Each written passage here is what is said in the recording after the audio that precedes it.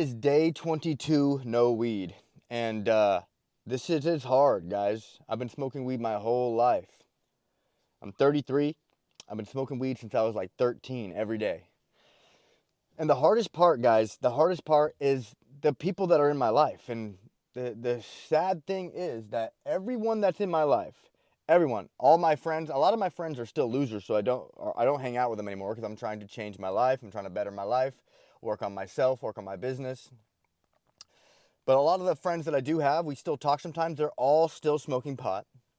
They all still hit me up sometimes asking if I want to smoke with them. And it's fucking hard, guys. Like, I don't really have a support in real life besides social media. You know, my clients, my people on social media who support me, like, that's my support. You know, that holds me accountable besides myself. But the other thing is that my mom, you know, even though I love my mom, there she is right there. You guys see her? See her right there? She lives with me. She's almost 70. And I love her very much. She's my favorite person in the world. But she still smokes pot. She's a bigger pothead than me. And, you know, I was trying, you know, her seeing me quit was kind of inspiring her to quit a little bit.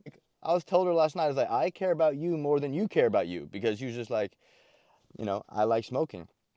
I'm going to keep doing that. It helps me relax. I'm like, sure, sure. And I don't want to get in a fight with my mom. I love her. But it's just hard because I'm trying to stay sober for me, for my community, for my business, for my growth, and to just be the best man that I can be. This isn't supposed to be easy. I understand that. Because the difficulty is really what builds the strength.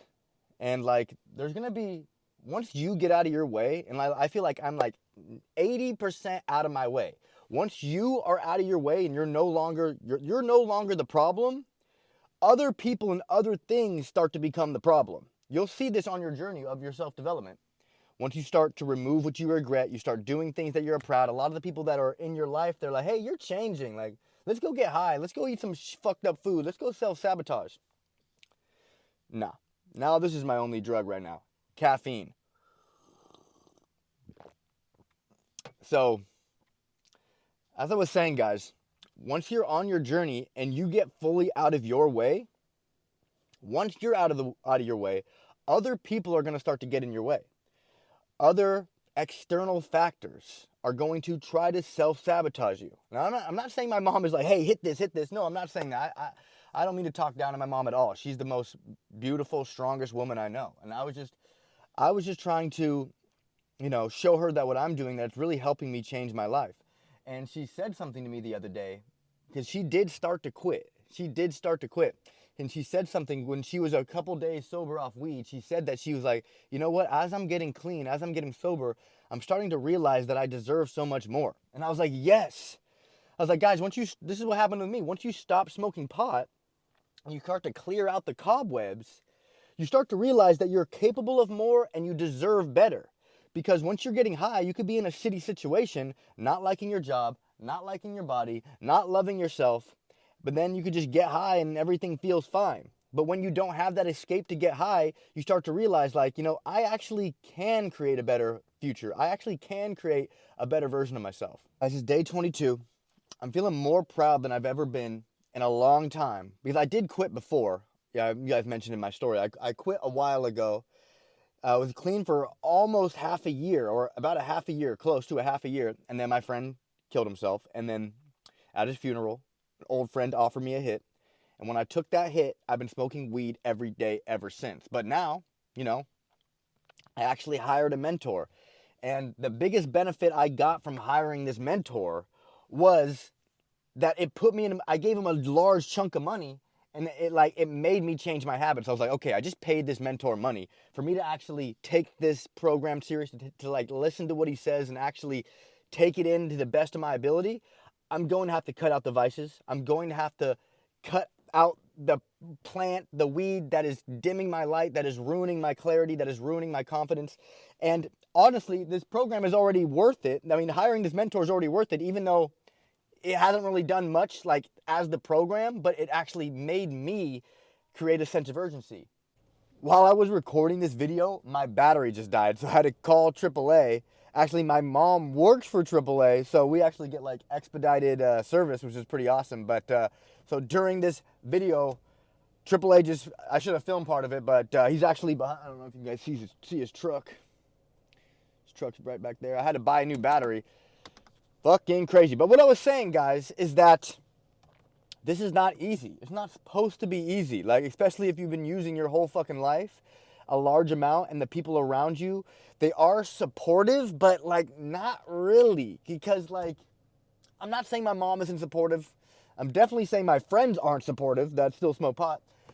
My mom is very supportive, but I don't even want to get into that. You know, it's just kind of hard, you know, maybe living with the person that is using it. It still smells in the house sometimes, and the little arguments going. Ugh. As before I was living over here, I was clean for half a year at the house I was living when everybody was smoking pot, and it was way worse. People would like knock on my room with a lit joint.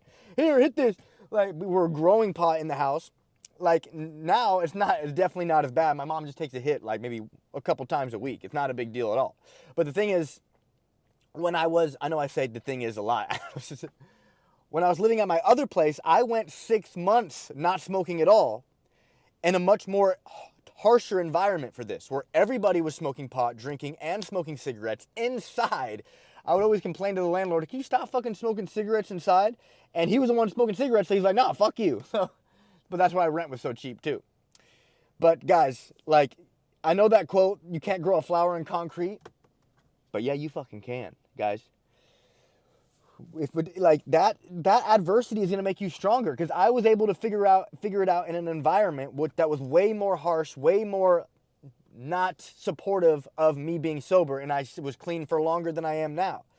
So everything is a mindset shift, guys. Everything. You know, when we were kids, they told us mind over matter, mind over matter.